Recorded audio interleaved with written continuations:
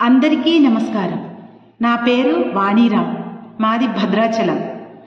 మాతృ దినోత్సవం సందర్భంగా మా అమ్మ కొడుపుగంటి సుజాతమ్మ కలం నుండి జాలువారిన అక్షరమాలను నేను నా గళం ద్వారా వినిపించబోతున్నాను.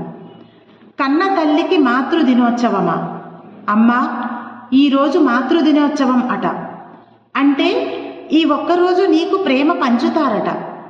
కనీ పెంచిన అమ్మకు కూడా ఈ ఒక్కరోజు గుర్తింపా? అణువంత బీజానికి ఊపిరందించి బతుకునిచ్చి బతకడం నేర్పి ప్రపంచానికి పరిచయం చేసిన జననికి ఈ ఒక్కరోజు విలువ ఇస్తారట. కన్న పిల్లలు రెక్కలొచ్చి ఎగిరిపోయినా తల్లి మాత్రం గూడు వదలదు. సంధ్యవేళ మళ్లీ గూడు చేరుతాయని, తన ఒడిలో ఆర్తిగా పొదుపుకోవాలని గాజు కళ్లతో మూగబోయిన మనసుతో ఎదురు చూస్తుంది అమాయకపు పిచ్చి తల్లి. నెత్తుటి ముద్దగా అమ్మ గర్భగుడిలో రూపుదిద్దుకున్న ఇప్పటి నీ ఆకారం నీ తల్లి పెట్టిన భిక్ష.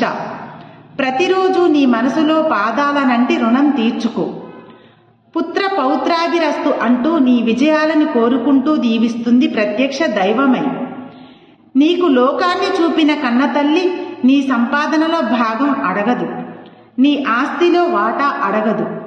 గుప్పెడు మెతుకులు, ఏ సిరులకు అందని అత్యంత అపురూపమైన చిటికడు ప్రేమ మాత్రమే ఆశిస్తుంది.